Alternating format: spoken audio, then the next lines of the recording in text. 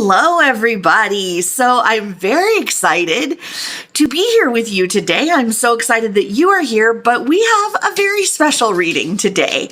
And it is going to be a collab, and it's going to be a special 3-part collab. Part 1 is here, the reading that you are watching right now. Part 2 is on my good friend Patti's channel, someone that you may know by the name of Red Empress Tarot. I know as the person that I went and sang karaoke with last night and have been hanging out at her house for Thanksgiving. Try not to be jealous. I understand if you are, though. That's on you. You're going to have to deal with that. But yes, the thing that makes it super special is Patti has started a brand new channel, and I don't want to steal her thunder. I'm going to let her tell you about it. So you'll have to go to part 2 to hear all about it, but it's really different. It's really special. It really scratches an itch that I don't feel has a lot of information out there in the tarot community, but a topic that a lot of people I think are very interested in. And yeah, I am building curiosity and not satisfying it. So sorry, you're going to have to go to her channel, but you're not going to be disappointed. It's very cool. But yes, so we're doing a 3-part reading. I am doing what are their thoughts. Then you go over to Red Empress Tarot and you're going to get what are their feelings. And then you're going to go to the mystery channel that Patti will tell you about, and you are going to get what are their actions for the future. So yeah, I mean, that's kind of the thing that we all want to know about our person, right? What are their thoughts? What are their feelings? What are their actions? So let's get into what the pile choices are. We are going to be using also the same 3 crystal markers across all 3 readings. So you can see which pile you are drawn to in every single reading, or you can follow one marker all the way through if that resonates with you. So let's go and see what the choices are. So the first one is this raw celestite, really gorgeous. Yeah, look at how it shines. Oh my gosh. Yeah, we're sitting in front of a large window, so there's natural sunlight coming in, and it just sets that off so gorgeously. And then this is the Rosebud Tarot. And then I want to show the card, which is the Sun. Because, right, that's what we're trying to achieve, is just that bliss, that happiness, that warmth. Yeah, so let's set that down there. Okay, and this is raw amethyst. Yeah, that's got some good shine to it, too. It's like, come on, celestite, I'm not going to be outdone. Oh, that's beautiful. Okay, and this is the Vibra Tarot. And then this is what the Sun card looks like in the Vibra Tarot. Yeah, this is a really cool deck. It's sort of a combination of themes between like vintage old Hollywood and aliens. So that's pretty cool. Okay, and then this is Peacock Ore. Yeah, it doesn't have the same sort of sparkly shine, but you can see all the luminous colors when you kind of twist it. So that's amazing. Okay, and then this deck is the unofficial Shitty Tarot, C8 or S. Okay, come on, Melanie, spelling SCHITTY, which is a tarot deck that is about Schitt's Creek. So that's pretty awesome, which is a TV show, in case you haven't heard of it, an amazing, awesome TV show. And this is the Sun card in that deck. Okay, so I'm going to give you a moment to see which pile you feel most drawn to. You can pause the video if the time that I give you is not enough. Yeah, you can be drawn to the back of the deck. You can be drawn to the card art. You can be drawn to the crystal. In fact, I'll put the crystals back up for the moment of meditation to help you choose. There is no wrong answer. You can be drawn to more than one deck. Just go with your gut. Okay.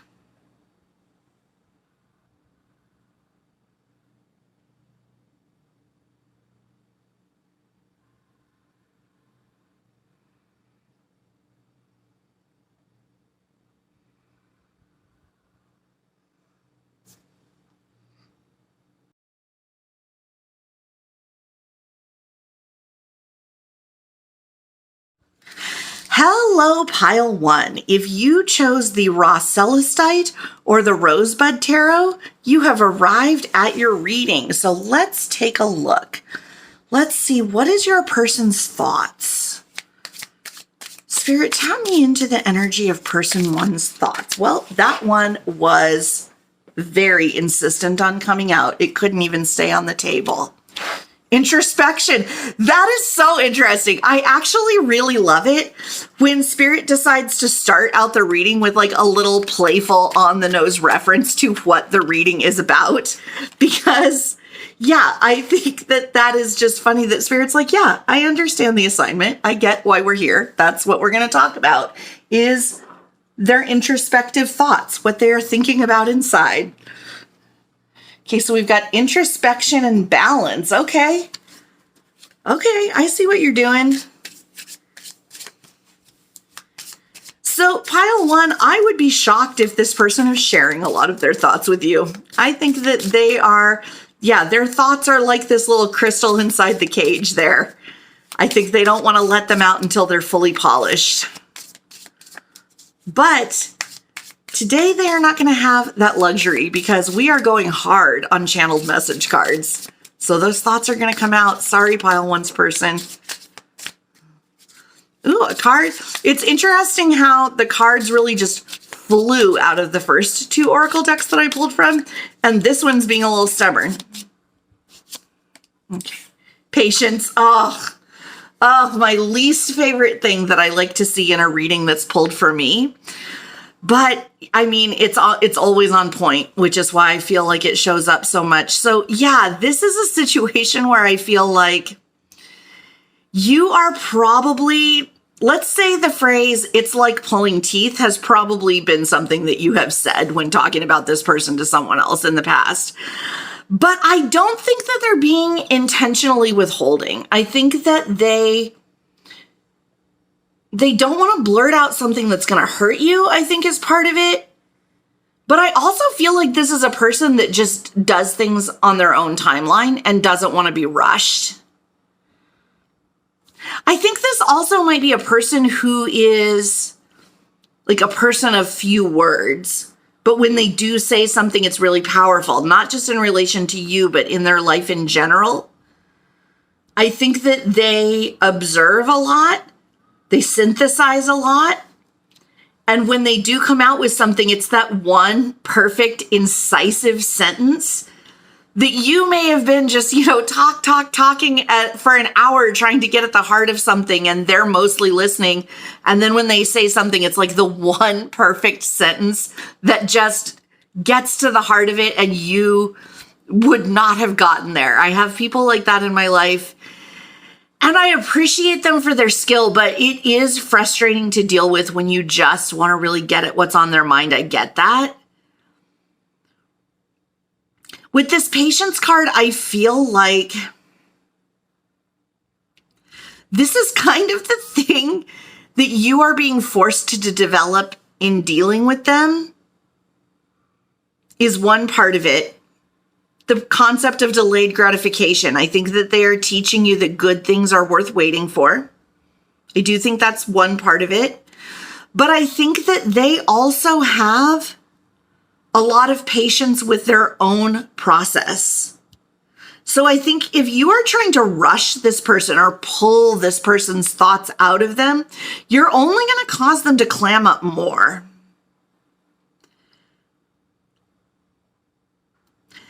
Yeah, I think if this is a serious relationship or turns into a serious relationship, the way to address this sort of imbalance, this imbalance in communication styles, is to talk to them at a time that you're not wanting their thoughts from them on any specific matter, and just really express to them, your feelings about how difficult it is for you to just wonder what they think until they decide to tell you, and how much it would, just how much it would bring you a lot more peace if they would fill you in a little bit more on their process. Because I don't think this person is incapable of that. I think it's just not their natural process. And I think that, oopsie, I was about to get into feelings. I was like, Melanie, stick to thoughts. But I do think that they have enough empathy that they would make that effort to meet you in the middle. And then I think your part of it is giving them grace and giving them space to process in the way that they feel comfortable as well. Patti, do you have thoughts? I do. Okay, I want to hear your thoughts. Hi, everyone. So first thing I want to say is I feel like when these cards pulled out, everything that Melanie said is really on point, like everything there. But I also want to say some interesting things. So I'm looking at the cards from the side way over here. And the first thing I want to say is this owl, looking at this owl. So when I look at it from the side perspective, I'm just kind of seeing more the shapes and colors. The owl's eyes look a lot like a bat's eyes to me. And like, I get that this person's silence is driving you batty. Like really driving you insane. And I mean, as Melanie could confirm, I understand silence. Yes. And it is really freaking hard to deal with someone that's not speaking up, especially if it's over a long time. So, yes. But even if long time for you is a month or a week, it's hard to deal with a period of silence. So with the owl card here, with the introspection, what I see in the background of this is all of this bright yellow light and these beams coming down. So you see these like beams coming down behind this owl. And so there's like this divinely guided time right now of introspection. So this person is actually being guided to go within right now and really, really think about things. And, you know, looking at the other cards here, just a couple of other things. So this balance card in the middle, the top of that card is like a spray of flowers. But when you look at it from my perspective, and there's really a lot here about looking from different perspectives. Yes. So when you look at it from my perspective, that spray of flowers, and also my sight sucks. So that spray of flowers looks like a butterfly to me. It's upside down on top of that cage. And so there is a huge transformation happening right now during this time of introspection. And we are unlocking some major gems here for this person. And the patience card is really for you. So I feel like this person maybe is being patient, but I really feel like this patience card is for you because you see this like little row of flowers. So there's just one flower fairly low to the ground.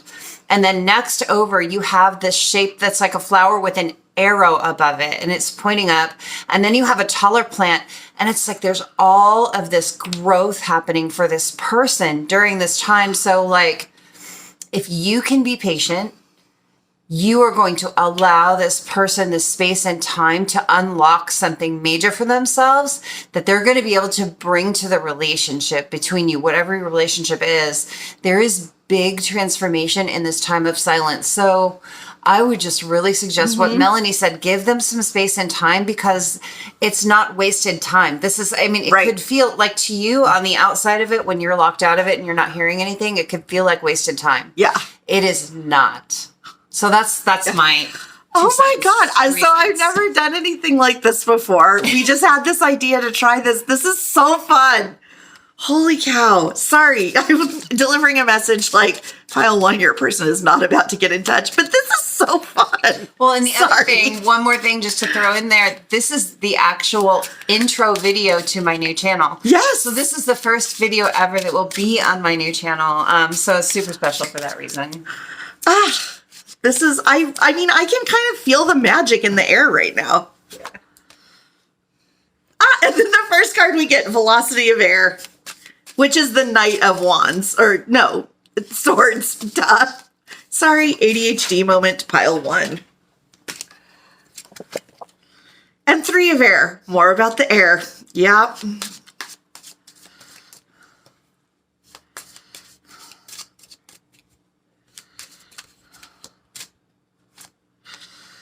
Yeah, I am holding this deck upside down. That is why they all seemed like they were going to come out reversed. Okay, so this could not tell more of a consistent story that is exactly on point with the Oracle cards. Yeah, so to torture a phrase that gets used in readings all the time, they are all up in their head. And yeah, I think that this is also sort of a mismatch of perspectives of approaching relationships and approaching issues as well. You, I think, are a heart-centered person. I think they are a lot more intellectual. And yeah, and it's interesting because Patti and I were just chatting the other night about how that phrase, they're all up in their head, is like a phrase that people use a lot because it can mean a lot of things. But I feel like this is the kind of person that they would make a meme about. Like if the phrase all up in their head was a person, like I feel like this person is just, it's not like they don't have feelings, but they process everything through their thought process, I think. And I think that this might be something that you have been brought into their life to teach them, is that feelings are fine exactly as they are. Because I think that this person tries to make sense of their feelings. Feelings are notoriously resistant to that. I think that, oh, sorry, what? Thoughts. Yes. Oh, get thoughts. Oh, God. Okay. Sorry. I am so scattered right now because I'm so excited. There's a lot of energy in the air. I do have ADHD. If you've been following me, you're aware. And I am having a hard time getting downloads, talking about them, and also like categorizing them and having thoughts about them at the same time. But yeah, so I think that this person, they will have an impulse, or they will have like an urge, like a compulsion, like something will draw them, and they will sit down and make a pro and cons list. They will sit down and try to make sense of it to themselves. They will create a PowerPoint presentation for themselves about why they should or should not be having this compulsion or draw or impulse to do something. And if they can't make sense of it to themselves, they're going to resist it, or they're going to continue to mull until it does make sense to them. And I just think that's not how you are. I think that understanding that about them will ease it somewhat. But yeah, I almost view these two, the first two cards here, as things that need to be resolved to achieve this last card, the 10 of Earth, the 10 of Pentacles. And I love the 10 of Pentacles. Like, so many people are looking for the 10 of Cups, but to me, the 10 of Pentacles is like 10 of Cups 2.0. It's the 10 of Cups 5 years later, after you've created a household together and, you know, you're involved in your community and you're helping other people have revelations that you have had in the past. And yeah, the 10 of Pentacles to me is where it's at. That's the goal. And I think that by resolving some of these just differences in perspective, so that you're actually going into this relationship with the idea of compromise, like that's forefront once you actually come into union and start to problem solve the issues of life together, is that you just go into it with an understanding that each of your perspectives is equally valid. You start it that way before you have, you know, said hurtful things that it's difficult to take back, or done hurtful things. Like, you get this really handled right from the jump. This is what Spirit is showing you. This is the why. Like, to pull in another really sort of tortured phrase, like, this is your why. This is why all this is happening. So that you don't just have, you know, this less stable, this more passing energy of like happiness and butterflies and just like, oh, you know, we love each other. Life is amazing. Yeah, until the first problem comes up. No, the 10 of Pentacles is solid. The 10 of Pentacles is you and me against the world. It doesn't matter what the world throws at us. We handle it together. That's where I think the two of you are headed. If you can navigate this early negotiation. Patti, take it away. Again, Melanie is super on point with this, I feel like. So this is someone that really thinks you can have it all. I really do believe that this is someone who thinks this can work. Not that they just feel it, because we're not there yet, but this person genuinely thinks that you can have a lot together, something really grounded and stable. This is a person that does want to reach out to you, too. They are really thinking about reaching out to you here with that 10 of Earth card at the end there, and the two people on either side, and this like kind of reaching energy on either side. there is the feeling of like, and they know you want to reach out to them too. There's a definite knowing that there's super interest on your side. So looking at this Knight of Swords, this Velocity of Air card, like this person is like in their thoughts. They're kind of in a dry desert right now. This person isn't really super comfortable not communicating. So they are guided not to right now. And there's a level of embarrassment here over being unable to communicate at this time. So look at this Three of Swords in the middle. With this person is covering their face somewhat. And when you're covering your face like that, think about what you do when you're embarrassed. You cover your face, you know. And there's like this feeling of I need to hide for a little bit. I need to hide out. I need to do my thing. I'm not going to say a whole lot because I feel like Melanie covered a lot here, but I do feel like if you think that your person is happy not talking to you, you're wrong. Like they are not thinking that this is a good thing. They just know for right now they need to get their ish together before they talk to you. But this person is definitely thinking this could really work if I get myself together. When you said that your person is not happy not talking to you, I almost went, oh, I hope that's true. Like I'm watching one of your readings at home. Like, okay, Melanie, we're in the same room. You're actually doing part of this reading. Let's not just shift into YouTube consumer mode here. It's definitely a cool experience. Okay, so now we are going to go into what I will freely admit is my favorite part of the reading, the channeled messages.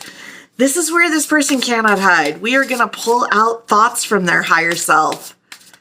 Spirit, what would pile one's person have to say to them if they were already through this process of, you know, they're on the other side of this holding back? What would their higher self have to say to pile one?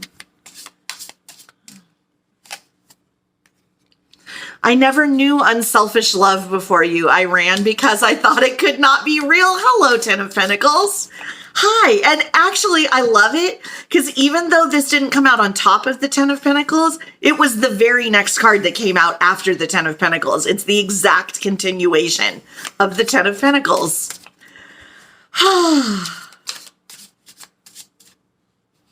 So this person also really appreciates you waiting. It's not lost on them that you are waiting. They recognize that you are doing something beautiful and unselfish for them, that is specifically for them and not for yourself. And they appreciate that. It haunts me that you were mine to protect and I hurt you instead. Yeah, again, they are aware of the effect that they are having. Okay, I am actually like changing up the whole plan here because, so this is actually Patti's message deck.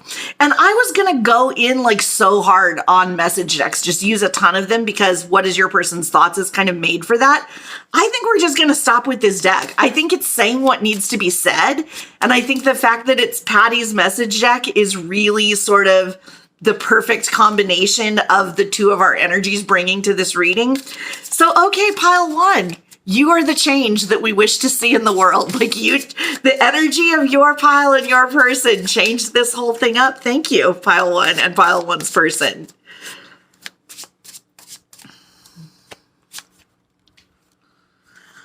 I want you, but stay because I feel responsible for them. Okay. This is interesting because I'm getting like a whole flood of new things right now, which is that, first of all, I feel like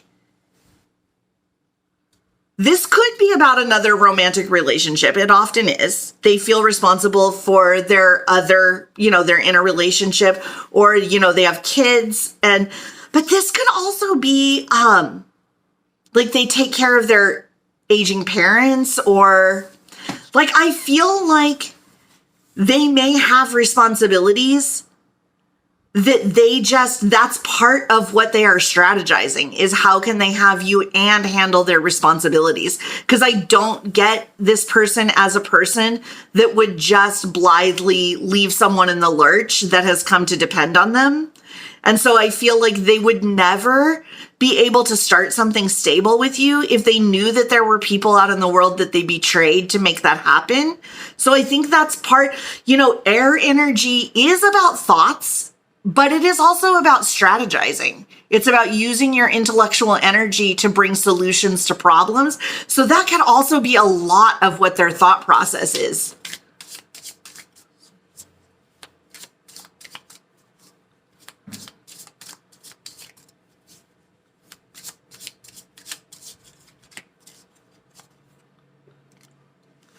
I have to hide how I feel about you, and I hate that. Oh my God. So first card that comes out, introspection. Last card, I have to hide how I feel about you. Yeah, so you're not the only one who understands what's happening. They understand what's happening. And I feel like, honestly, they want nothing more than to tell you exactly what's on their mind, to tell you anything that would make you happy. I feel like your happiness is really a high priority to this person. I feel like the only thing that is a higher priority is living up to their responsibilities. I feel like they would never be able to just shirk their duty, what they feel like is their duty. Yeah, and this could even be a thing where, they have some kind of job that's really important to society or something like that, that they feel like they have to get someone in place there. Like, there's a million ways that this scenario could play out. I just want to open your mind to the idea that it doesn't have to be that they're in another relationship. It could be other scenarios as well. But the core of it is they are an upstanding person.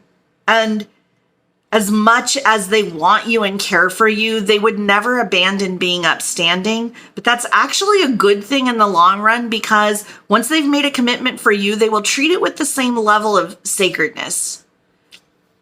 Okay, Patti, wrap up thoughts. Oh, not a whole lot. I feel like you said almost everything I would like as I was thinking it. You were saying it. But I do like the big hit that I got when I want you but stay because I feel responsible for them was the first hit that I got was children. So for a lot of you, I think this is children. And this is like that paradigm where people feel like I must stay to make sure the children are happy. And sometimes it takes you some real tower moments in life to understand as a divorced single parent, right? I can say that what I understood when I finally left a bad situation was that it was so much healthier for my daughter to see me happy and see, her, both of her parents in a better place. It's not usually the best thing for you to stay for the children because you're not happy. And children are energy sponges. So whether you're saying it or not, they know your energy. And the other thing I did get is expired partnerships. So, children, and it could be a combination of those things. It could be children and a dead partnership where, you're literally beating a dead horse by staying in it. It's not healthy for anyone. So there is this time right now where your person is unlocking the understanding here that they need to go. But until they fully do that, they're not any good to you. Not in a partnership way, right? Not in a romantic partnership way. So that's my thoughts there. All right. So pile one, that is what I have for you. And I want to wrap up by letting you know, especially if no one has told you this today or enough, that I am proud of you. You matter. You are loved. You are worthy, and you are enough. Okay. Bye, pile one. Hold on. Sorry. Don't go. Oh, right. Okay. Make sure and click on the link in this video to go to my channel. Yes. Red Empress Tarot for part 2. Part 2. And then I'll get you to part 3. I am not the best collab partner, pile one. Hopefully. So pile one, you were the guinea pig. Sorry. But if you are also drawn to any other piles, I think that you will maybe, I don't want to commit too hard, but maybe get a much smoother experience. Okay. Bye, pile one.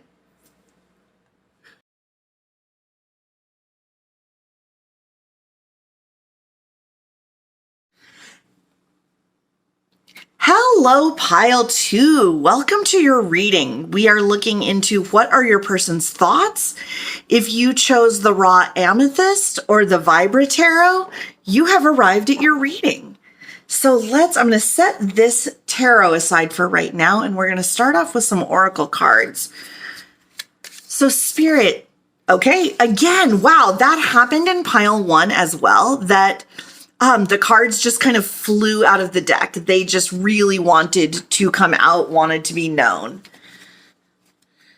So one thing that I generally read into that is that, so we're looking into your person's thoughts. So when the cards just kind of fly out and really make themselves known, it's like your person's thoughts are set, like they're not waffling. They're not like, maybe this, maybe that. They're like, no, this is my thoughts.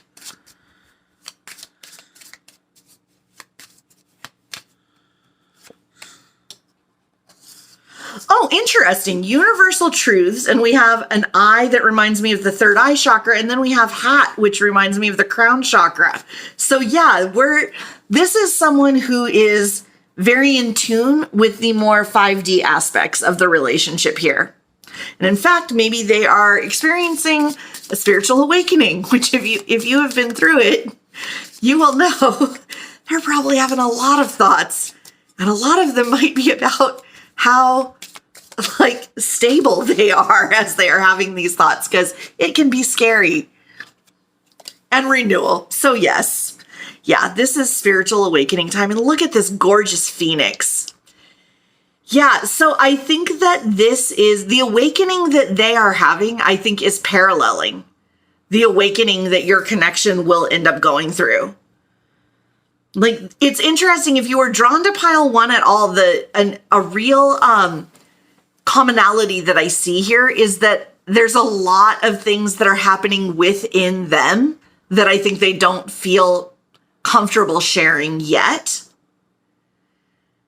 But in this case, like, very different motivation. I feel like this person is experiencing a lot of their thoughts as if they are external, like they are thoughts that are put into their mind rather than thoughts that are generated by their mind. And I don't think that's something that's ever really happened to them before. And I think they're having a hard time with that. I don't know. When I said having a hard time with that, I don't know if it's that they're resistant to it. I'm getting more of a feeling like they're just so unsettled by it. They don't know what to make of it. They're definitely wondering if this is an episode or if this is their new reality. I think that is sort of paramount in their thought process right now. I think that this person has really pinpointed you as the cause of this. They're not wrong. I think that you are the person. I think the two of you have triggered this awakening for each other.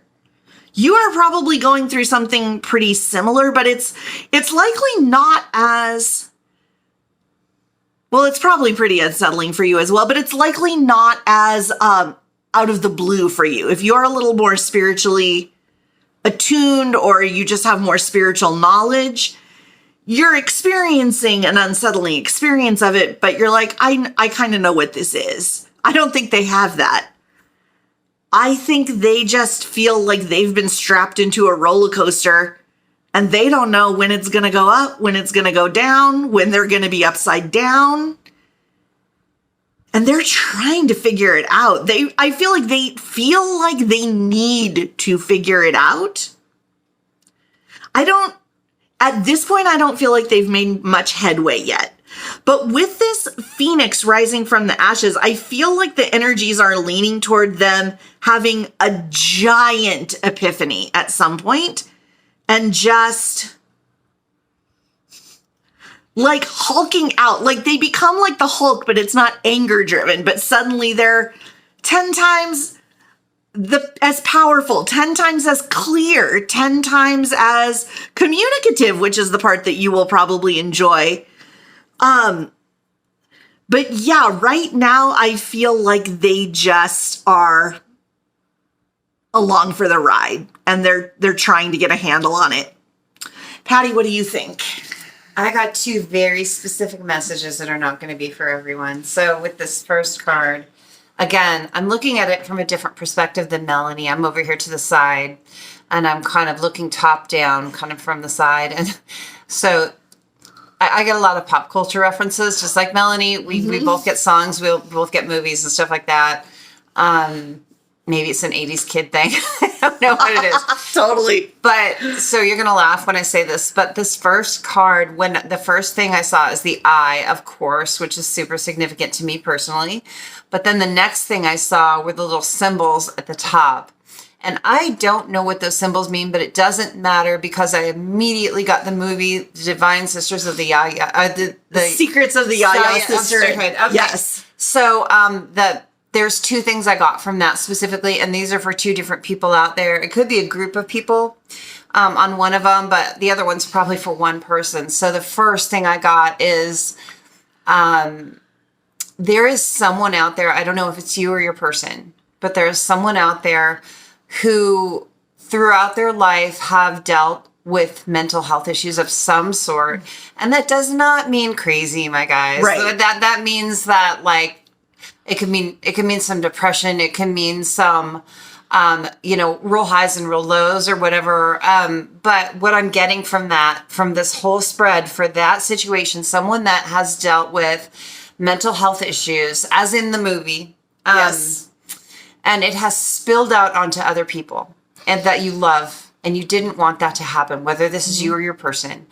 But where this diverges from the movie is that those mental health issues directly resulted from keeping a lid on your personal power. There is someone out there that is incredibly psychic, and you were taught that you had to keep a lid on that. A hat is also called a lid sometimes in some places. And the lid has been blown off here.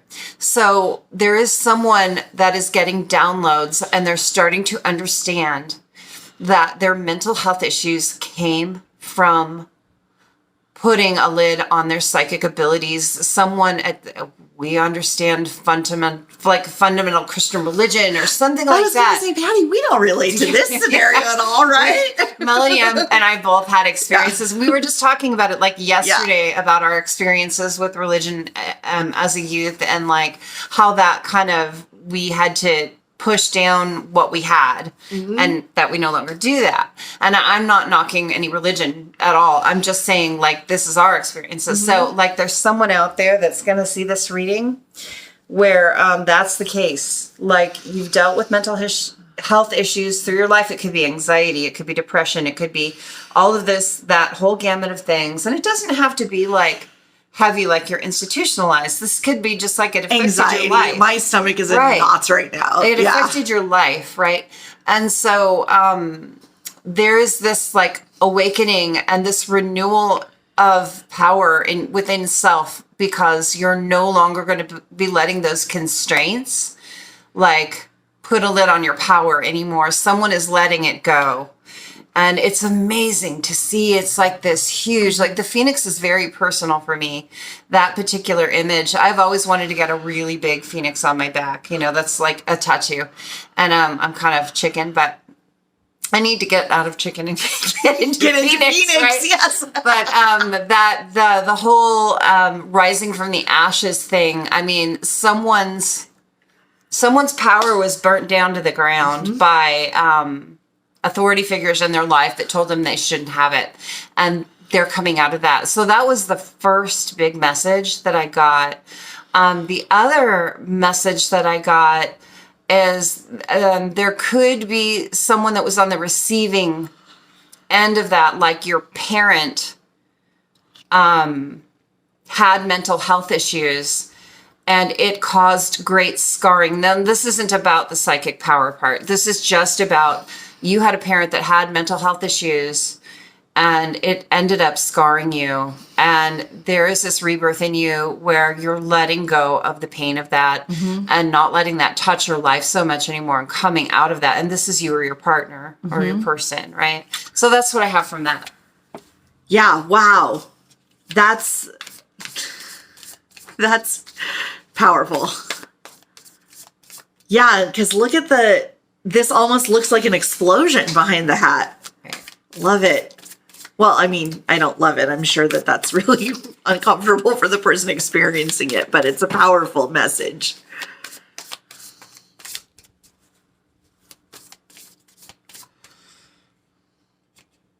Nope, it's stuck. That's not the one. Okay. There we go.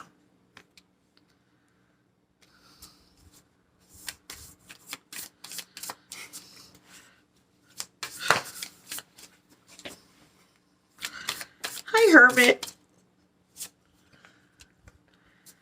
Okay, so we're starting out with 2 major arcana. That's pretty significant.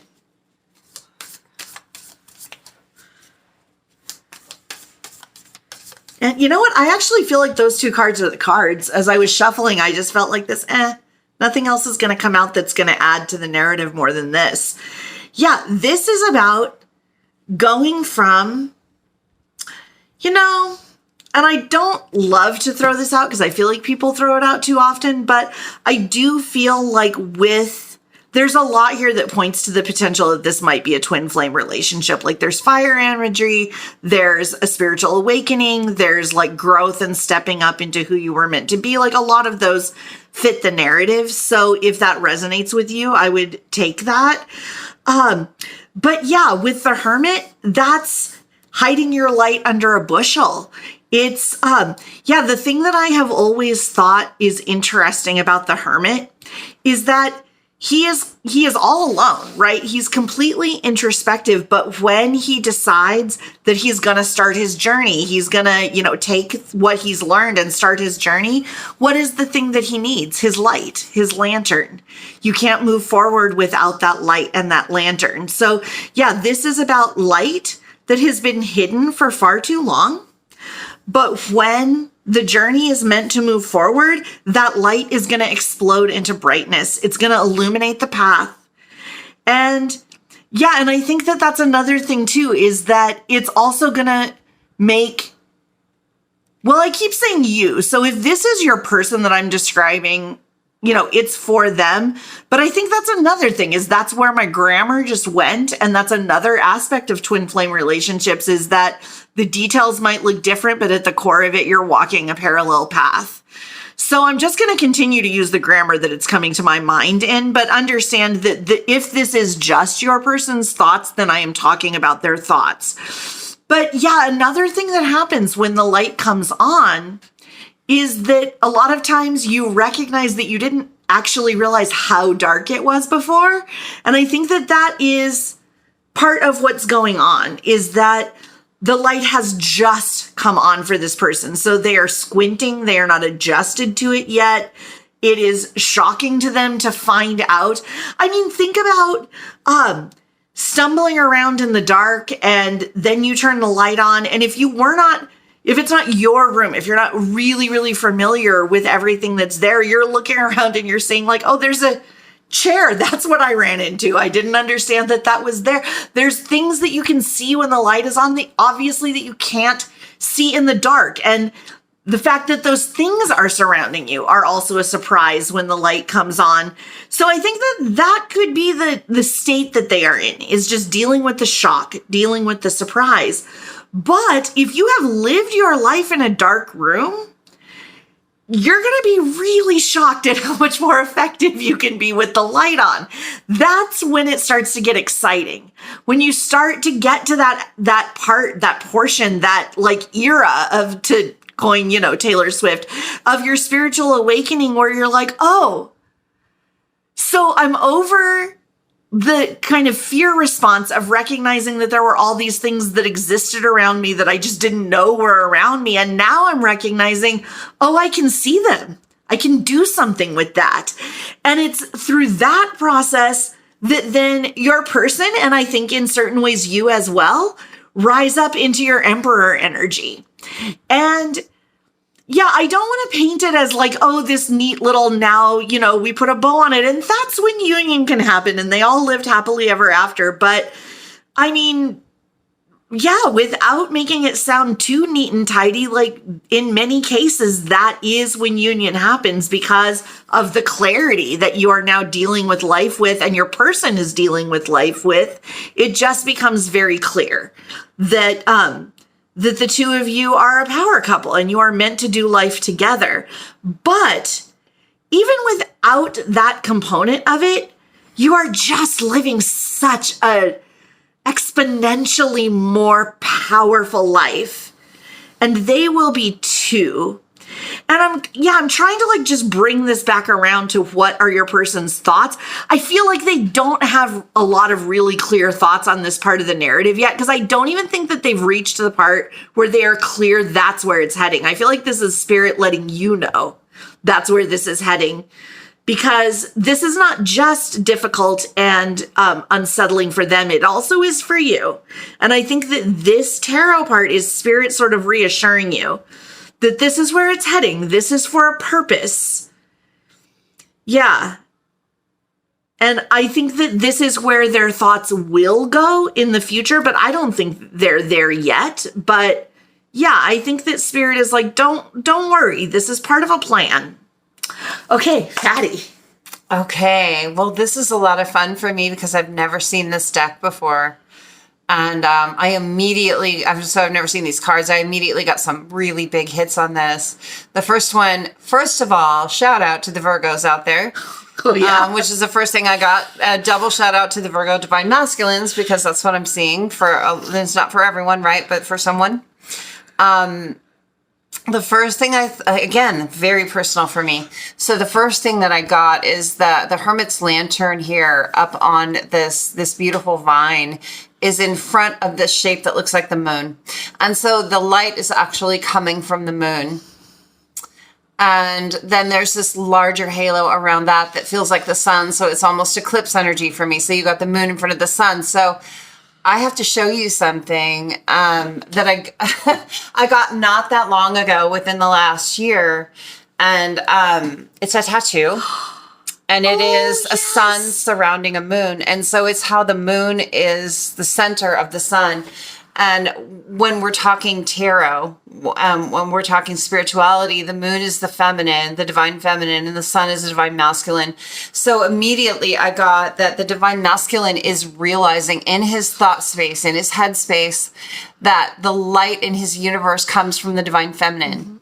And so there's all of a sudden the light comes on and it's like emanating from the divine feminine in his thought space right now. Another really significant thing in this card here is this image of the hermit.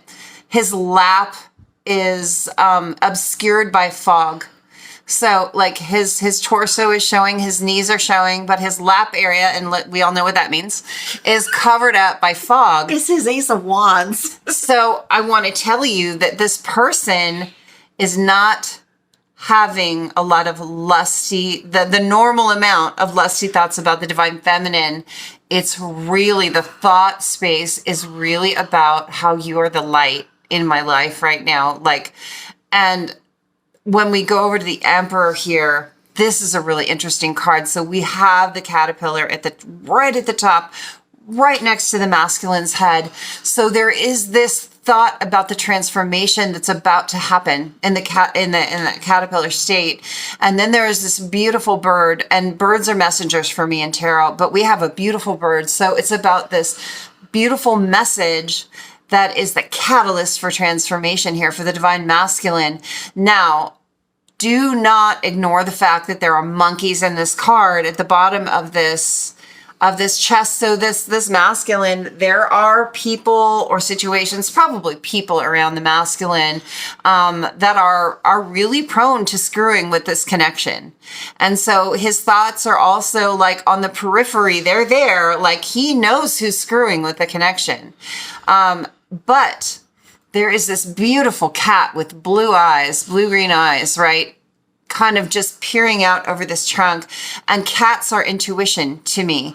and tarot. So there's this giant like component, and we were talking just about the power coming out and the intuition coming out, divine masculine, and we're going to call it divine masculine. Like, I think we're both doing that. Yeah. This really could be for a lot of people that resonate with twin flame, or, you know, higher level soulmate, whatever you want to call it.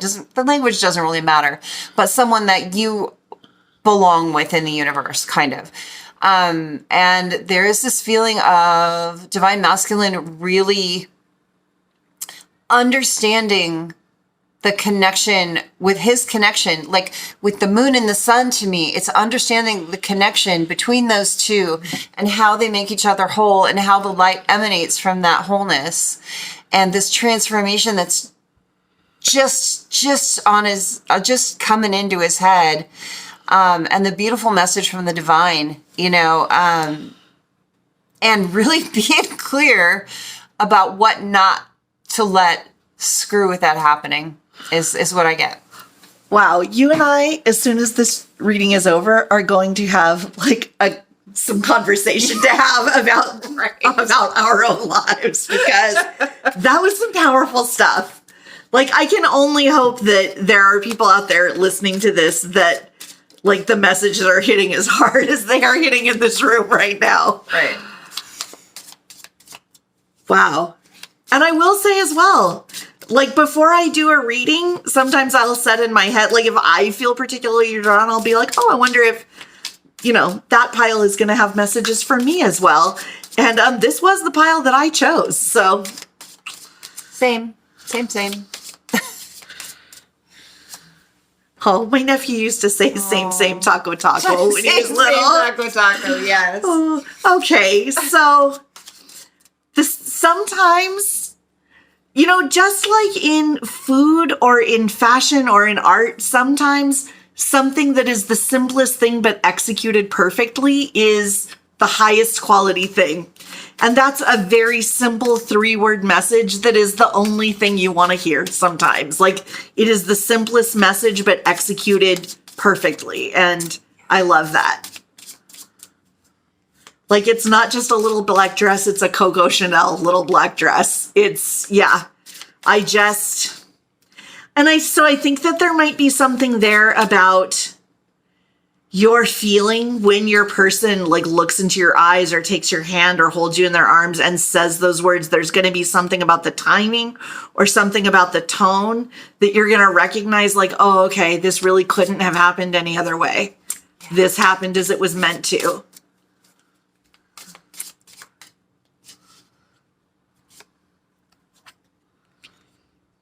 Oh, I cannot face all of the pain that I caused you. Yeah, I do think that,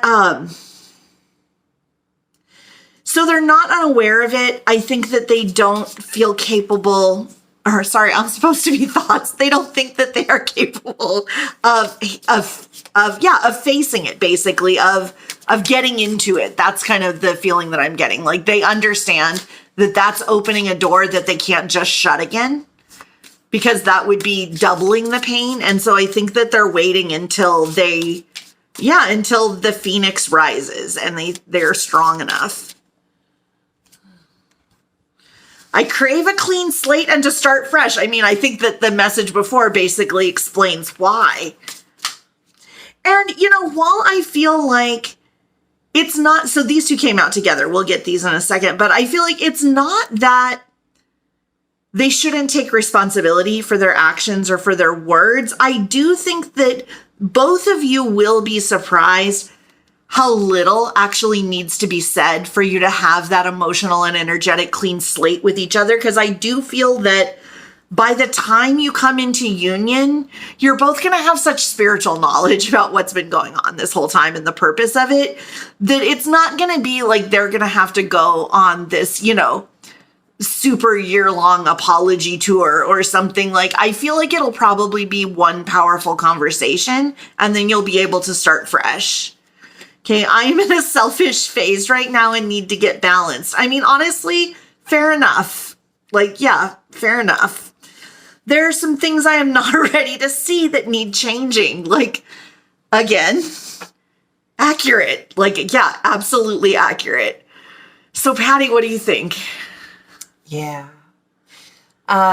So the first thing I want to talk about is the message. It said I'm in a selfish phase right now and I need to get balanced. I think, we're clear about that, and selfish doesn't have to mean something negative. So this is, I would read that card because the cards only come in one variation, right? And there's so many variations of a card. I wrote these cards. So, I can tell you that selfish can mean I'm in a self-loving and self-caring phase right now, and I need to get balanced, and I need to do that before I can come to you. I do crave that fresh start and that clean slate, and as soon as I'm balanced, we can have that. And there's some things that I'm not ready to see that need changing, and maybe that's what's happening during this time. So I don't feel like that means I'm not going to look at it at all. I think it means like I'm just looking at it and I need to wade through it first is what I really get. Can't face all the pain that I caused you. And again, these are all things in that transformative stage that we were talking about with that caterpillar. And I love that I love you came out first because it's like, know that I love you, but this is what I'm dealing with. So all of these other messages are like, what's happening during my transformation? What am I transforming? Here are the things. So it basically, the tarot said we're going through a transformation and the messages are telling you what that is. And so I feel like this is a very, very complete reading. I don't think there's a lot else to be said other than I just wanted to expand on one thing Melanie said is that that thought that fear, there's a fear in these cards. It's just inherent in these cards. There's a fear in there. And the fear from the divine masculine, I really feel is that there's going to be like this long period of penitence where you're going to have to pay for all the things that you did in this past or said in the past or the hurt that you caused. And I think that there's this quote, and I'm sorry, I don't remember who said it, but everything you want is on the other side of fear. And it's not about a period of penitence and, having to, bow and scrape. What does scrape mean? Anyway, we're just talking about that the other day. That came up, bow and scrape.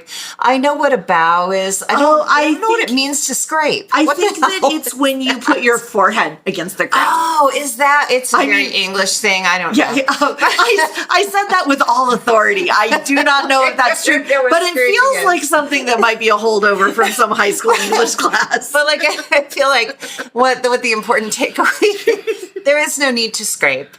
You might need to bow once, right? Right. But like a one really heartfelt, serious conversation where you get it out on the table and you don't hold anything back. And I mean, that's a hard conversation, but really just getting out there, both people getting out there what's in your heart and what's in your mind. And I always say one of my most famous things to say on my channel is open it up and let it bleed so you can let it heal. And I think that one conversation could really do that. Maybe it's a small series of conversations that are over a couple of days, but it is definitely not that I'm going to hold this thing over your head. Right. When you love someone, when you really love someone, you don't do that. And a clean slate is always whenever I get into it, I mean, I rarely argue with anyone, but whenever I argue with anyone about anything, my hope is that we open it up, we talk about it, and we have just a fresh slate. Let's just have a clean slate and go on with our life. Holding things like grudges is not healthy. And so I don't feel grudge energy here. I just feel like this divine masculine needs to understand and come to that understanding during that transformation that it doesn't have to be the way that he's been fearing. Oh, well, that was powerful. Like this, I don't love to pick favorite piles, and we've only done 2. 3 might blow this out of the water. Who knows? But this was freaking powerful. I have goosebumps. Okay, so pile 2. If you would like to see the continuation of this, which is what are their feelings and then subsequently actions, definitely click the link to go to Patti's channel, Red Empress Tarot. We're going to get into what are their feelings and then what are their actions on her new channel that I will let her outline all the awesome deets about that. But I want to wrap this up by letting you know, and especially if no one's told you today or told you enough, that I am proud of you. You matter, you are loved, you are worthy, and you are enough. Okay, bye, pile 2.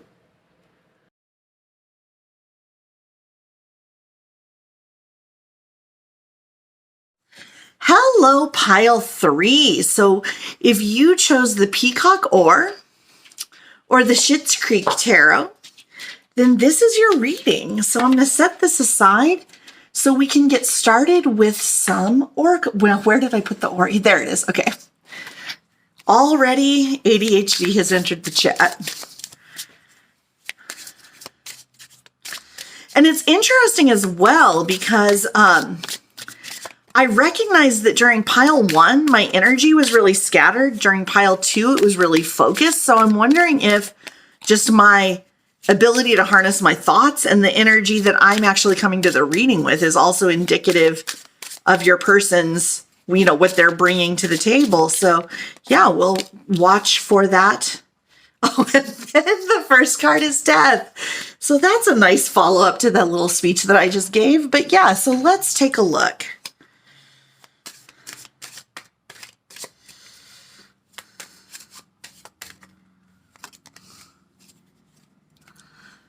I have been noticing as well, pile 3, that through all of the piles, oh, interesting. Okay.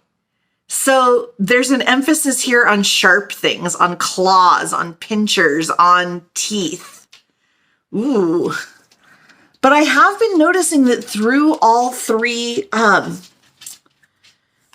the cards have been coming out in unusual ways. Like not every single card, but there's been a lot more uncontrollable jumpers, landing on the floor, like just a lot more than usually happens with me. So I do think that maybe that's indicative of something that's going on in the collective, is just things are getting a little stronger, a little bit more, like energies are kind of tired of waiting for people to act on them. And they're like, no, you're gonna pay attention. This is going to happen now.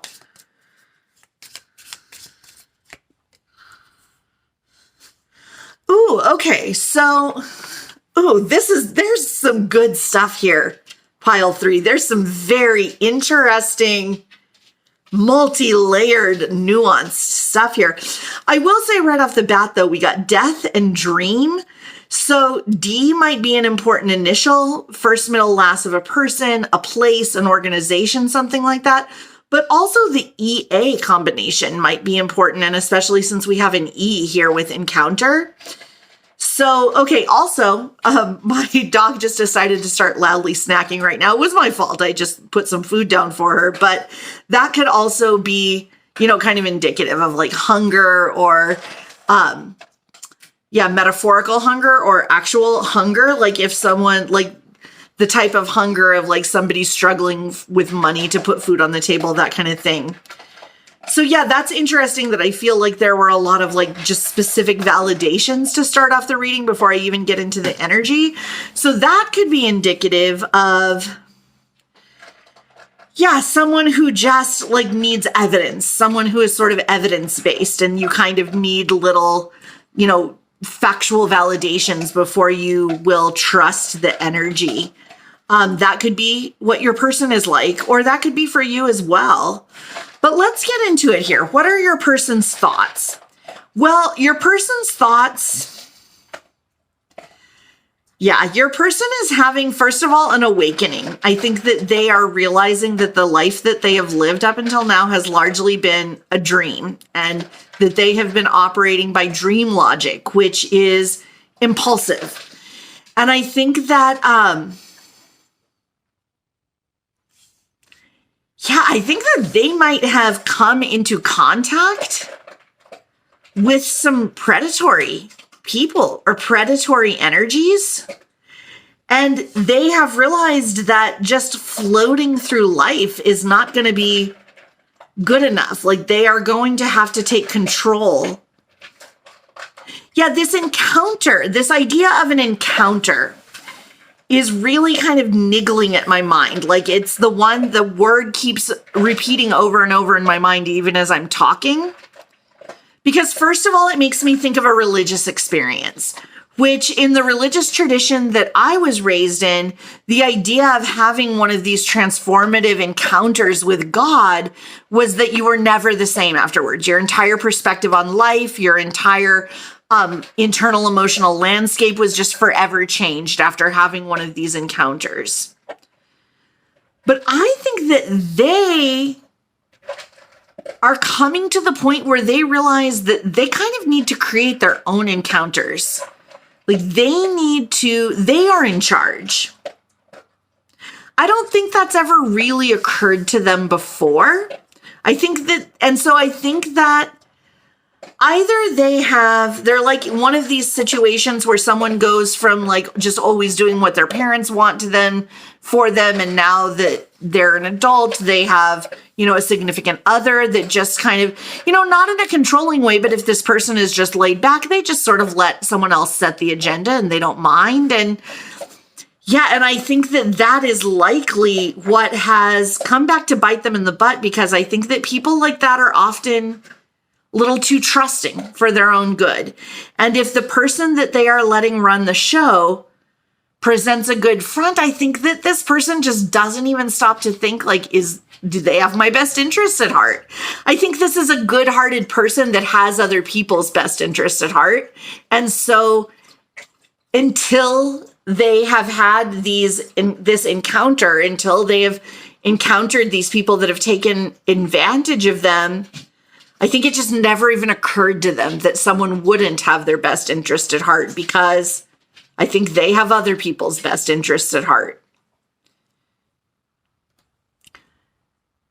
I think that this is getting into feelings a bit, but I think it affects their thought processes. I think that they are in a grieving process of having to wake up from this dream, because in many ways, this would be a great workable system for them, right? If the other people did have their best interests at heart, they could just sort of just float along. They also might be a sort of absent-minded professor type that is just lives in their own internal world a lot. And so being surrounded by people who take care of the mundane things of life, the idea of having to do that might have been really overwhelming. I'm neurodivergent. I can understand that. If I had a person in my life who was just kind and basically took care of all the things that slipped through the cracks for me, I would have never stopped to think like, do they have my best interests at heart? I would have just sort of like continued down the primrose path. And I feel like that's what this person did until they found out either that this person was cheating on them or stealing their money or something along those lines. I'm not getting it as just like a general discontent. I think it was a betrayal. I think it was a cruelty. I think it was predatory. I think this is going to end up in a situation. Oh, you know what might have precipitated it, bringing it back to you, pile 3, is that meeting you, coming into your energy may have made this person feel like they wanted to be more self-determined in their life, made them feel capable of being more self-determined. So they started to stand up for this person. And that's when that predatory person's true colors started to show. Yeah. Ooh. And yeah, going back to their thoughts, zeroing in on their thoughts, I don't think they know what to do. Because I think they view you through the lens of you have given them the greatest gift that anyone has ever given them, but at the same time, you turned their freaking life upside down. And I don't think they know what to think of that. I think they think very highly of you, though. I think you are what they aspire to be. I think that's part of it. I think you inspire them. I think they see in you someone who is just a badass and who is a take charge, take no prisoners kind of person in many ways. I don't know if that's necessarily how you are or just what they view you through in their comparative lens, but I do think that you go after what you want. I think that you're not the kind of person that thinks, oh yeah, I would love to accomplish that, but whatever, it's never gonna, no, I think if something enters your mind, you're like, I want to accomplish that. The next step is like, well, what are the steps to make it happen? What do I need to have done by next Friday? What needs to be done a year from now? Let's get this going. And I think your person, they never thought like that, and they never viewed it as a possibility for themselves to think like that. And through the lens of your view of them, they see themselves in that light. And I think that they have risen up into their own, but I think they're in a uncomfortable transition period right now. And I think that they view you as the sort of, ground zero of that transition. And they're not wrong. I think you were. But I think that what I think they're really trying to figure out more than anything right now is, do they want to go forward or do they want to retreat? And until they come to like, do they want to fully wake up or do they want to sink back into sleep? And until they fully come to a decision on that, I don't think they're going to bring you in on what their thought process is. But everything in me tells me they're heading toward waking up, but that it might be a 2 steps forward, 1 step back situation. What do you think, Patti? Again, Melanie nails it. So a lot of what I was thinking you said. What I'm going to add to what you said, and it's just an addition, it's not anything different, is I'm actually seeing scenarios with 3 people here. So this is your person's life experience to this point with significant relationships. So first we had, and this could be a romantic partner, this could be a parent, it's someone extremely significant to your person. So first we had someone who started out kind of their personality hiding in the shadows a bit, and then they came out and totally drained your person of resources. That they were an energy vampire, they were a resource vampire. So this first person in your person's life could be a mom, could be whoever, but more likely romantic partner, but everyone's different. So their first real major experiences with someone that just drained the hell out of them, and left, would have left them for dead and just gone on to the next one, right? Okay. And so after that experience, when this person is accustomed to being hurt and accustomed to being used, next they come upon a partner or person, significant person in their life, who not only hoards the resources in the relationship, but is emotionally manipulative. So you have this crab pinching at this heart, and the eye is like kind of crying hearts here. And so you have this next partner, because this first partner prepared them to just fall into this kind of situation. So they're already accustomed to being treated like trash, right?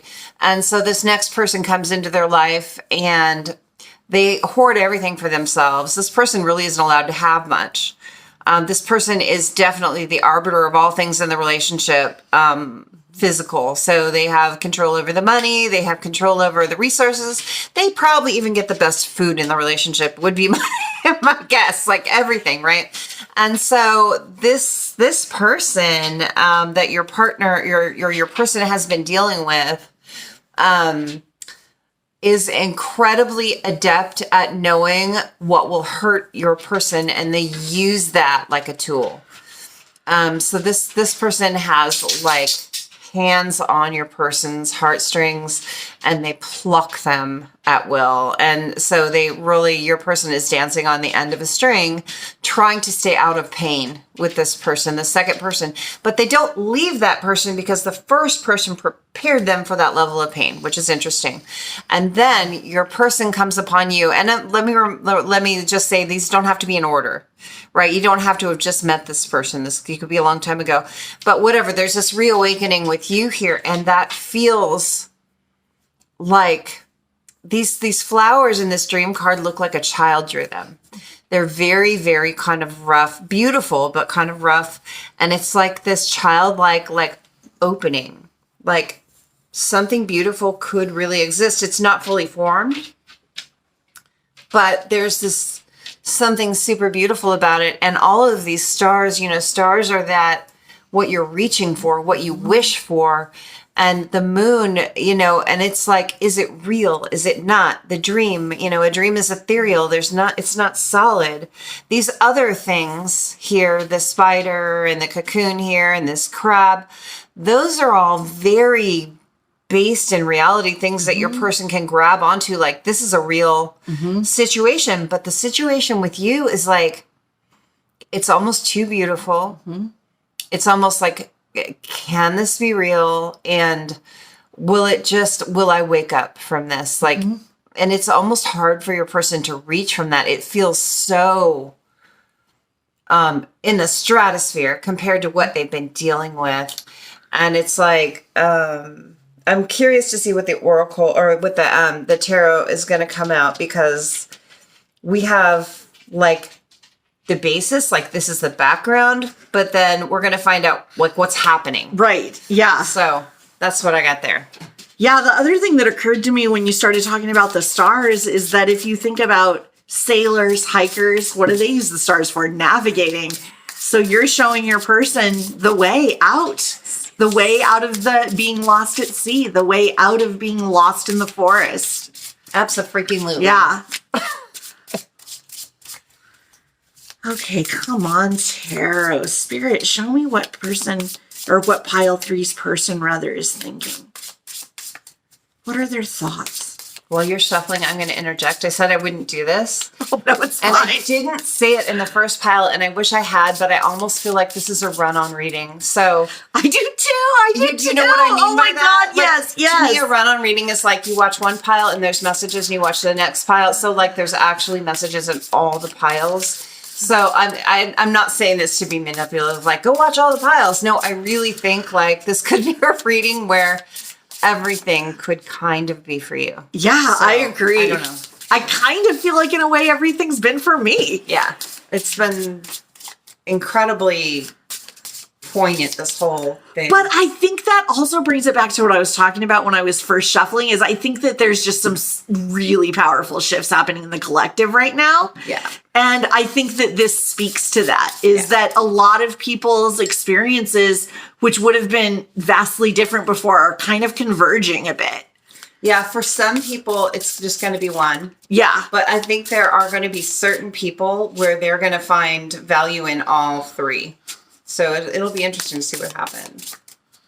And I'm so curious what's going to happen in the next two readings, right? That's the feelings and actions, yes.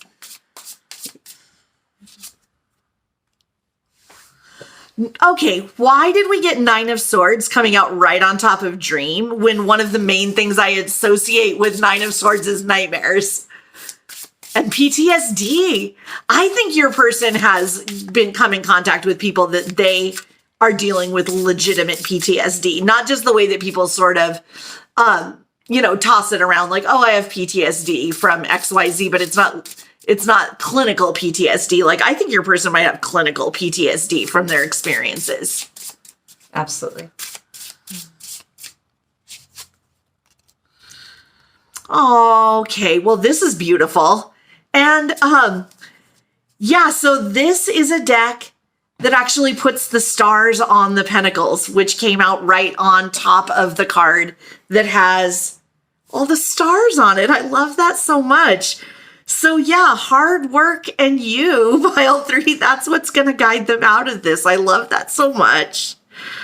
Also, yeah, with this Nine of Swords coming out centrally here, though, I feel like part of that hard work could be done in a therapist's office, and it wouldn't, as they say in British procedurals, it wouldn't go amiss. Like, it would be a good thing. Okay, so first of all, I'm going to say a very obnoxiously overplayed phrase, but it's coming through to me as very apt with the Magician coming out here, is I think that your person has manifested you without realizing it. I think that they have unconsciously manifested you because, yeah, okay, so the image that just came to me so strongly is many times, not every time, but there is this stereotype of like, you know, kids who are adopted into situations that are maybe not the best situation, or kids in orphanages. Like, this is a theme that you see in pop culture and movies and things, is they will have these fantasies of, you know, I bet my dad's an astronaut, or like someday my parents are going to come back for me and I feel like this is the kind of fantasy that this person has always had of someone like you coming along, someone who genuinely sees them for who they are, who appreciates them for these aspects of themselves that they don't show to many people, but that they would dream like someday there's going to be a person who just, I won't even have to show them. They're just going to see me for who I am. And I feel like that was you, because I feel like the reasoning behind that is that the two of you are souls who have known each other prior to incarnation. So a lot of your getting to know each other process happened before you both even incarnated into the 3D. And so, yeah, I feel like, you know, when you met this person, a lot of the things about their mannerisms, their personalities, their likes and dislikes, like a lot of these things that are part of the getting to know you process, you just kind of got them intuitively, because you knew them. That's why it's not a mystery. Yeah, but I think that this person, yeah, it's interesting to me because the staff that David has beside him here is glowing. And a staff is also something that you use like when hiking and when journeying. And I think that is like, they kind of, like, I do think that it was coming into your energy that allowed them to fully step into this like rising up of themselves that triggered seeing these predatory people's true colors. I do think that's true, but I think that there was a part of that they had taken a few fledgling steps on their own down this path, and they were using this staff that was glowing into the 5D, and I think that's what attracted you into their life at this point, because they were ready. They were ready. And yeah, they sent out the bat signal. They didn't realize they were doing it, but they did. And this person that they had always dreamed of, again, that dream was in their soul because they knew your soul beforehand. And so, yeah, they sent out the bat signal and you came running. And so it actually wouldn't surprise me. This doesn't mean that this reading's not for you if this wasn't the case, but it wouldn't surprise me if the two of you met under synchronous circumstances. Like, you know, you met in line at a coffee shop, and it was the one day that you were running late, and it was the one day that they got there an hour early. And under normal circumstances, you never would have been there at the same time, or something like that. Like, it doesn't have to be under like completely circumstances that you recognize as being completely magical at the time, but it wouldn't surprise me if that's something that's crossed your mind, that it's like, how close you came to not meeting this person if things would have just unfolded slightly differently. And while I feel like that's true in the timeline of 3D events, I don't feel like that's spiritually true. I feel like the two of you would have met. Like, it would have happened. Like, your spirit teams would have just tried to keep pushing you together until it finally happened. So yeah, that's the fun part of the reading. Let's move on to a little bit more of the difficult part, which is that, yeah, I also think that they have been in survival mode up until this point. And when you wake up from survival mode, ironically, in many cases, is when the real pain starts. Because you have been in this mode where it's like, I have to keep everything numbed. I have to keep it pushed down. Well, it's kind of like in a hostage situation. And a lot of times people will just completely maintain their cool throughout the entire situation. And the minute they run past the police, like a lot of them just collapse to the ground. Their legs won't even work. They can't move another inch. And it's because of all the adrenaline that floods their bodies once their brain actually opens up and lets in what they truly have been surviving all these years, which your brain has enough sense to know that you can't fully process that while it's happening, or you can't continue to live. So yeah, they've got some stuff that they're going to have to work through.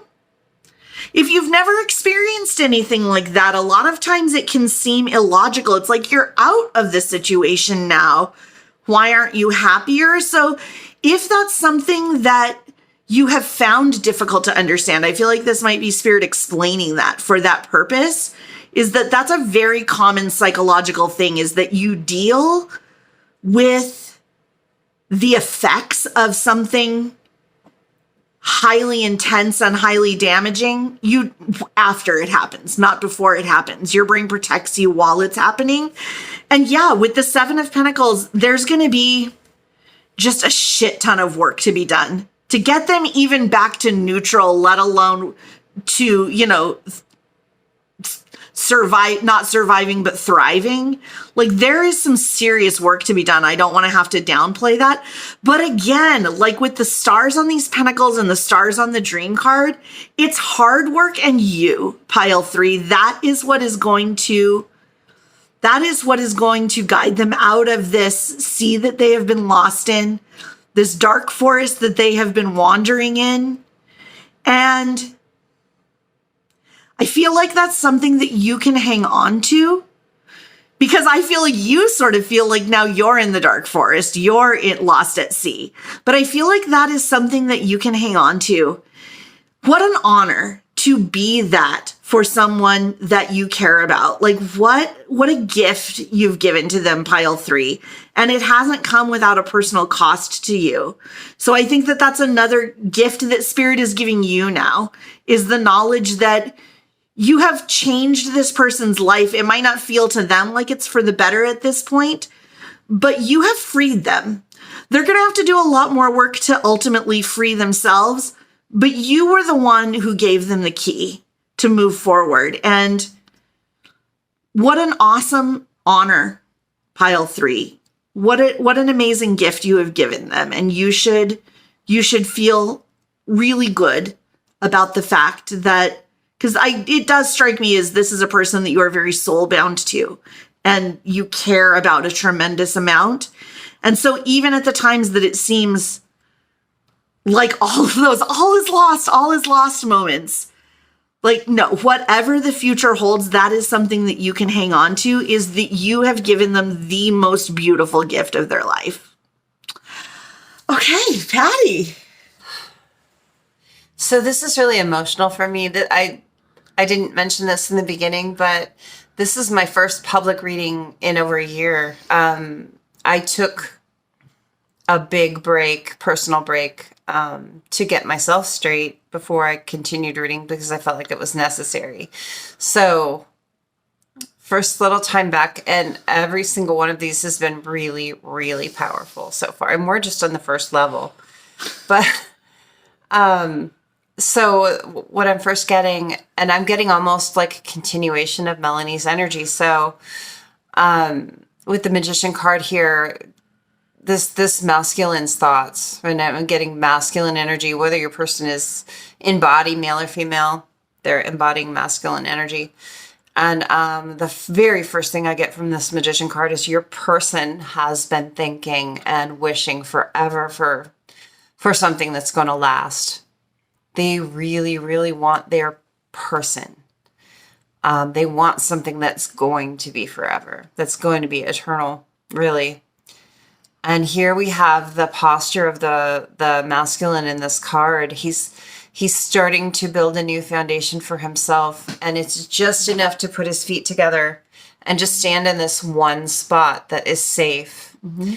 And so he's really building a new foundation at this time for himself after some really painful stuff. But he has that first block in. And so, and that could be, also financial. There could be something about the number 3 that's really significant here, just in case. someone, it's like a third marriage, a third, I don't know what it is, third for your person, but there's something. 3 is significant. Maybe they're 30.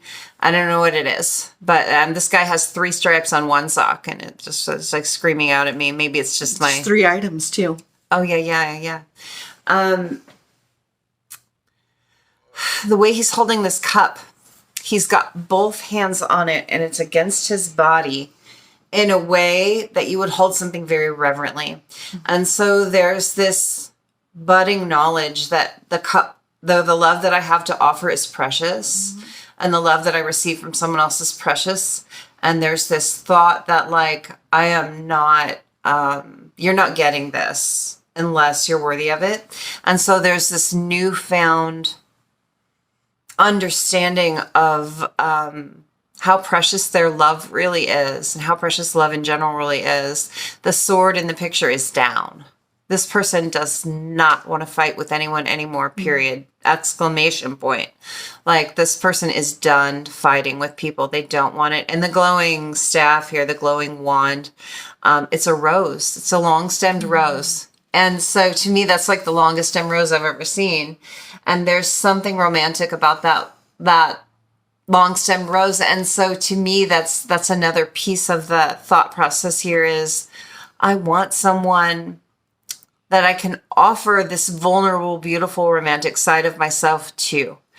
And so this Magician card is all about posture for me and the symbolism. And then going on to the 9 of Swords, Melanie was talking about the work aspect of things. And then, that bleeds into the 7 of Pentacles too. But to me, this 9 of Swords, the continuing energy is here is this person is sleeping peacefully under those swords, and those swords are not pointed towards the person. So like often in a 9 of Swords cards, those swords are like suspended above head. And if one falls, it's piercing you through the head. And here, all of these 9 swords are pointed toward the past.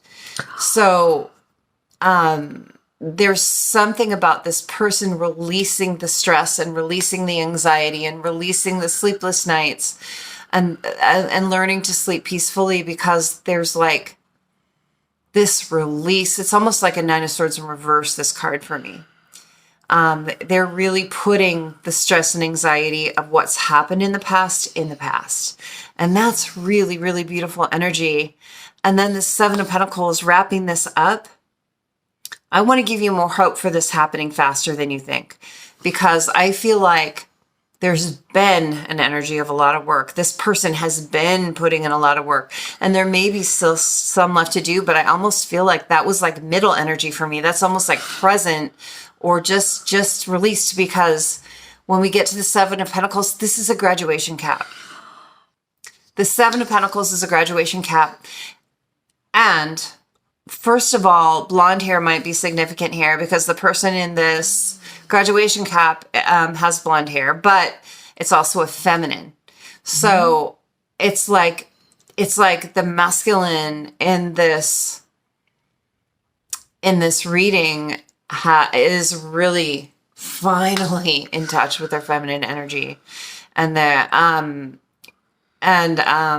balanced between their masculine and feminine. I don't think that they were given the opportunity, but that's landing right on top of the dream card, which is about you.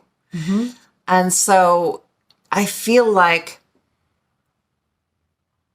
your presence in this person's life and your influence in this person's life has allowed them, the 2 cards that landed right over the dream card, has allowed them to put this crap in the past, put this worry and anxiety. Your person may suffer from anxiety like disorder, and the PTSD thing could be real. When Melanie said that was also in my head.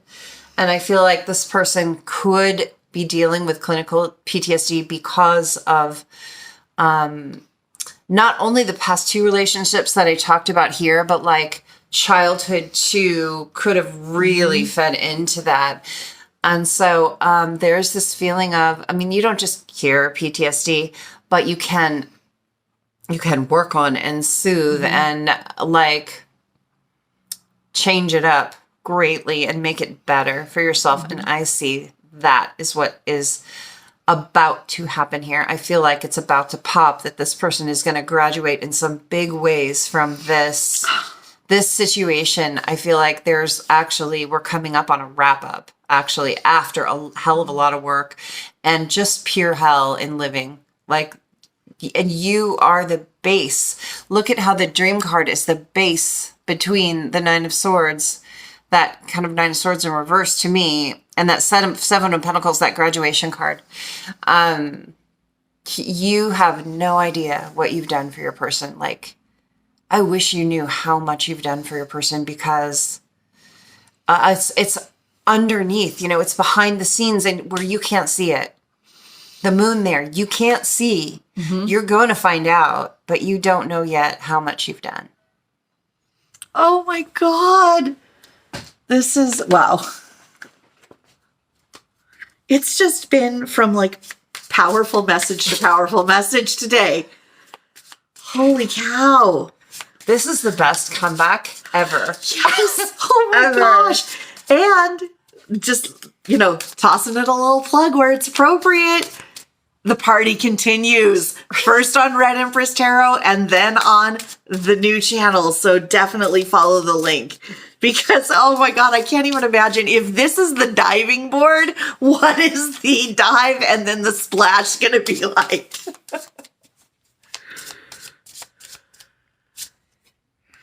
You are my sunshine. You are my sunshine. Okay.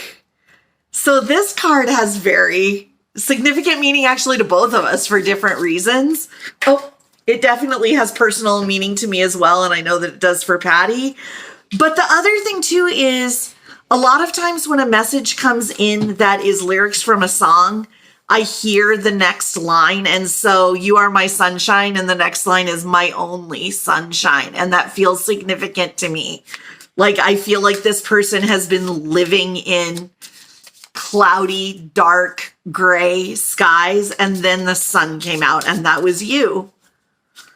That was you. And I feel like as well, there's an indication that this is an extremely special, divine 5D connection, because we have very strong representations of all three celestial energies, moon, star, and sun as well.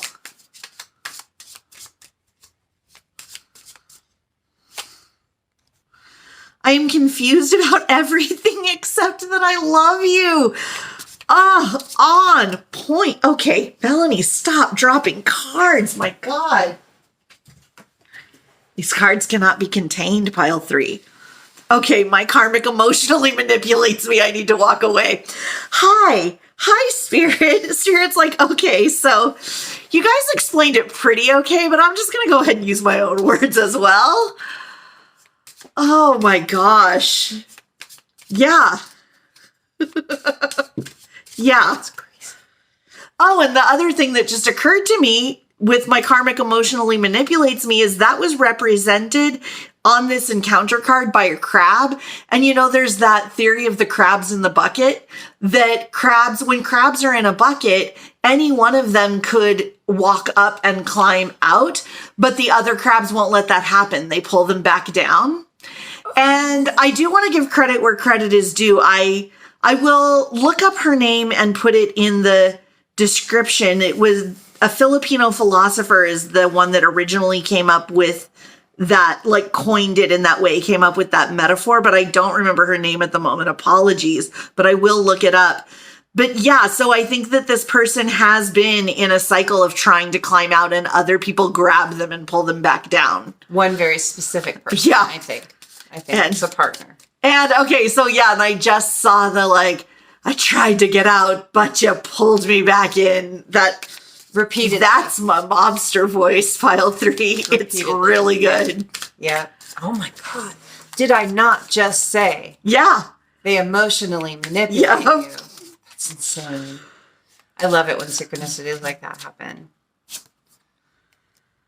Okay, and then I want to be the one to protect you. Okay, so this person, that could be another thing that's holding this person back from coming forward and from union, is because like as grateful as they are for what you have given them, and you've given them the world and they are incredibly grateful. I feel like they don't want to step forward and come into union until they can take the leadership role, because I feel like that's important to them and they don't feel there yet.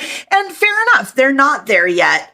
And yeah, and I also feel like it's a parity thing. Like you have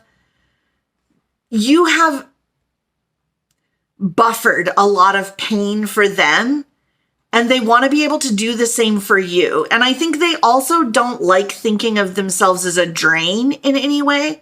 They want to be able to fill your cup, like just like this magician card. They want to be able to fill your cup the same way that you have filled theirs. And honestly, that's very noble. Like that's a good instinct. It's less noble when people use it as an excuse because they're not moving forward at the same time. That's not what's happening here. Like this person has a deep knowledge of what you deserve, and they want to be able to give that to you. And they're working toward being able to give that to you. Okay, Patti. Okay. So, well, I'll end on that. So what I think I feel about this is that the way that this person is thinking is that, I mean, we already went through the emotional manipulation thing, right? Clearly we covered that one, but I'm just going to hit on this very last card. I want to be the one to protect you from the world. So there's this image that I get of my mind of this person covered in muck, and you're clean. And this person doesn't want to get it on you. And so it is from the past relationships and from childhood. And we are headed right back to therapy again with this one. I really feel like this person is either in or seeking out therapy right now, and to clear that emotional muck off so they're clean for you. The flip side of that is the way that this person is thinking. They are putting you on a bit of a pedestal, and they're not really realizing how strong you are and how you are, you have a shower. So, we as partners, being a partner in life, going through life is messy business, and we do get each other dirty and we do clean each other up. And it's really not that big of a damn deal to get a little dirty when you're helping someone out of a hole. Mm-hmm. So that's something I want to talk about, is that, like, I wish your person understood that better, but they don't right now. They are just literally trying to be gallant and keep you from the mess. And so the last thing I want to talk about is this card. The very last word in this reading is world. Mm-hmm. And we had the sun, and we had the star, and we have the moon, and now we have basically Earth, the world. And so that gives us this complete celestial picture here. First of all, I think you're everything to this person. You're their sun, their moon, their star, and their world. You are this person's world. There's no mistaking why this card came out last and not first. And the last thing I want to talk about is the world card in the tarot is the wrapping up of cycles. I know that Melanie says there's a lot of work to do here. I believe that there is still some work to do, but I think it's underway. And with the world coming out on top of the graduation cap, tells me that we are actually closer to a wrap up than you think, because the world card in the tarot is the end of the tarot. It's the last card. And I have what I call spiritual goosebumps when I get very physical responses because I'm a psychic medium. I'm not just a tarot reader. I shouldn't say just. Melanie is not either. She does mediumship readings as well. If you guys didn't know that, go to her Etsy shop and buy one. They're amazing. I've heard. Oh, it's actually through. They just Venmo me. Oh, Venmo. Yeah. Okay, whatever. Contact Melanie because and you better give your contact information when we're done. But we both do mediumship and psychic readings as well as tarot. And so, in fact, my new channel is based around psychic mediumship and not around tarot. So that's kind of one of the interesting things about this reading, is you'll get a taste of that at the end. Yeah. But the world card wrapping up the reading. wrapping up the very end of this whole reading. And this again speaks back to that thing where this might be a run-on reading for some people where you're going to get messages in every pile, and it's not like order specific too. You don't have to listen to one before another. I just think that for some people here, if you feel called to it, if you don't feel called to it, don't do it.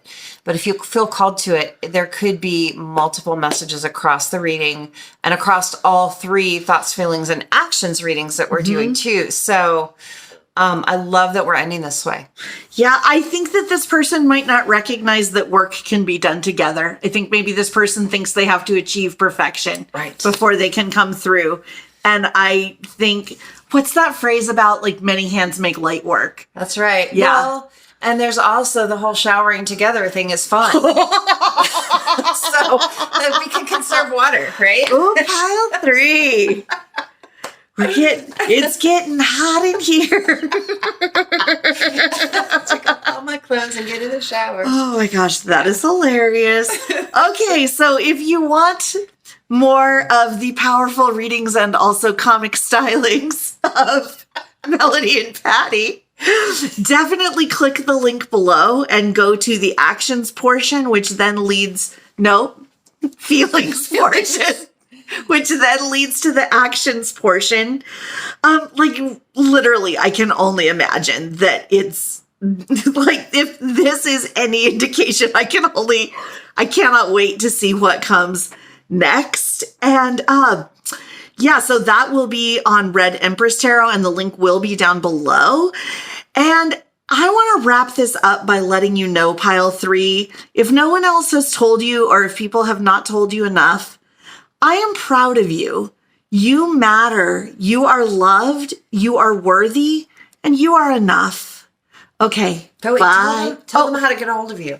Oh, bluebirdandbtarot.com. And it's also linked down below. Oh, and Melanie is going to be popping into my readings too. Yes, it's going to be a similar sitch. Yes. This is so fun. Oh my God. Okay, so we will see you. Hopefully we will see you immediately, pile 3. But even if not, we will see you later. All right. Bye, pile 3.